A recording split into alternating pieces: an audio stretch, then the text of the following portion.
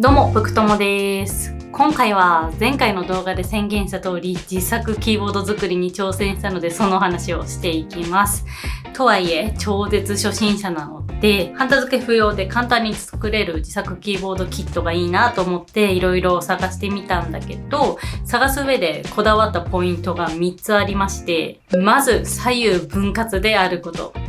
これね、自作キーボードを作ってみたいと思ったきっかけでもあったんだけど、今まで使っていたのがこちら HHKB の私は無刻印のモデルを使ってるんだけど、こういうね、普通のキーボードだとどうしても作業するときに前でこんな感じでね、やることになるから、どうしてもね、猫背になっちゃうんですよね。で、左右分割っていうキーボードだと、キーボードが半分に左右に分かれてるんで、これがこうなるわけ。そうするともう自然とね、猫背じゃなくなるし、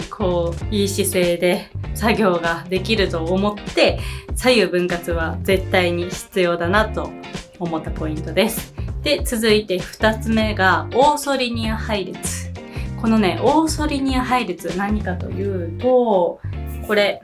例えば HHKB もそうなんだけど、普通のキーボードってこんな感じでキーの配置が斜めみたいな感じになってると思うんだけど、オーソリニア配列はこのキーの配列がストンと縦にまっすぐ揃っているというキーボードです。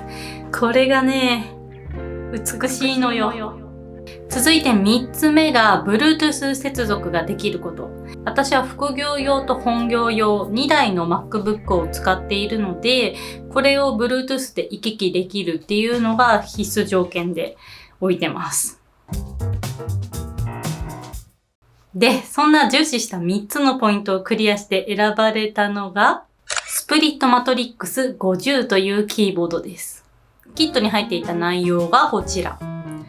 といってもキットの内容だけだと当然キーボード完成しないので、別途用意する必要があるものがいろいろありまして、まず1つ目が 3.7V のリチウムポリマー電池。制作者さん丁寧に選ぶ際の注意点いろいろ書いていてくださってたんだけど、私はしっかり間違えて先端がない違う電池を購入しちゃったりだとか、なんだったら左右分割なのに最初に購入した時は電池1個しか買ってなかったりだとか、いろいろ間違いながらもなんとか正しいものを購入できました。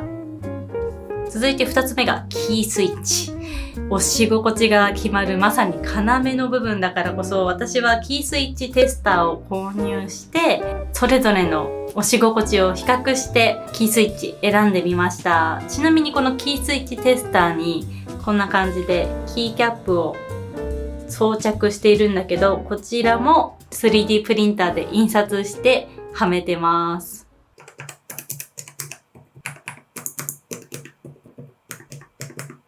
結構キースイッチ悩んだんだけど、いろいろ試して選んだのがウィンターというキースイッチです。かなり軽めの押し心地と、あと音がね、心地よくて気に入ってます。続いて3つ目がキーキャップ。これについては私は 3D プリンターで作成しました。先ほどのね、キースイッチテスターにもはめていたのと同じモデルなんだけど、バンブーハンディというバンブーラボさんが出してるアプリの中でユーザーさんがね、結構いろんなデータを上げてくれてるんだけど、そこにキーキャップのデータもいろいろあったので、私はこちらのキーキャップを印刷して使っています。で、もともと私 0.4mm のノズルしか持っていなくて、最初は 0.4mm のノズルでキーキャップ印刷してみたんだけど、結構仕上がりが荒くてキースイッチにうまくはまらなかったんですよね。ということで 0.2mm のノズルを購入しまして、改めて印刷したところしっかりとはまるキーキャップを作ることができたので、やっぱりキーキャップとかそういう細かいものを印刷する上では 0.2mm のノズル必須だなと思いました。で、本当は X2D で印刷したかったんだけど、X2D の 0.2mm のノズルが絶賛欠品中だったから残念だけど、今回は A1 の方で印刷しています。アイテムが揃ったところでいざ製作。まずネジを外して上蓋を取ってリチウムポリマー電池を接続します。で、再び蓋を装着して、キーキャップを装着。キーキャップを装着したら安定するかなと思ってたんだけど、やっぱりね、電池の厚みがありすぎるのか、締まりきらないし、歪みでガタガタしちゃうのも気になるので、これは解決しておきたいと思いまして、100円ショップでいろいろ買ってきました。歪みの一番の原因はやっぱりバッテリーかなと思ったので、思い切ってバッテリーの部分に穴を開けることにしちゃいました。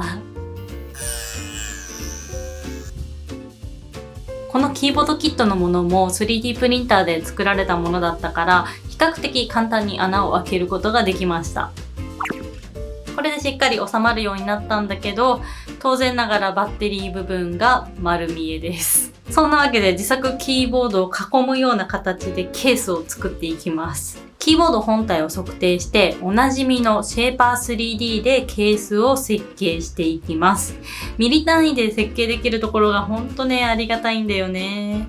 今回ケースの部分はフィラメントも密度を高くして、重さも強度もしっかり出してみました。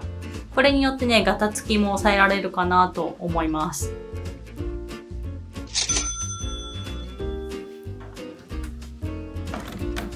いざ装着。ぴったりはまっていい感じに出来上がりました。USB-C の挿す部分だとか、スイッチの部分もしっかりと考慮して設計できてます。なかなかいい出来だよね。で、細かいことではあるんだけど、裏面に穴を開けて、ケースの取り外しも簡単にできるようにしました。これはね、ちょっとした工夫ポイントです。で、これと同じことを左右分割なので、当然反対側にもやらなきゃいけないんだけど、また同じように設計もう一個しなきゃいけないのかと思って憂鬱になっていたところ、考えてみたらスライサーソフトの方で反転の機能ってないのかなと思って見てみたら、ありました。ということでね、ポチッと押すだけで反対側のこの反転したデータも作ることができたので、反対側については設計不要で即印刷できました。あとは 3D プリンターで印刷したキーキャップをはめていけば完成です。元々のキーボードのみだとかなり薄めで軽かったんだけど、このケースを装着したことによって厚みも重さも増して、キーボードとしてはかなり安定感が出ました。そしてキットに入っていた滑り止めシートを裏面に貼ってあげると、ますます打ちやすくなりました。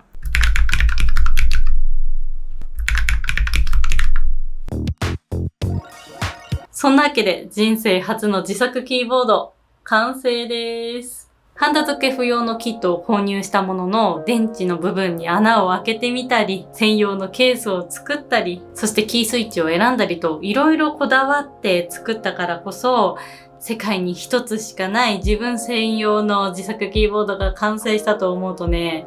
なかなか感慨深いですね。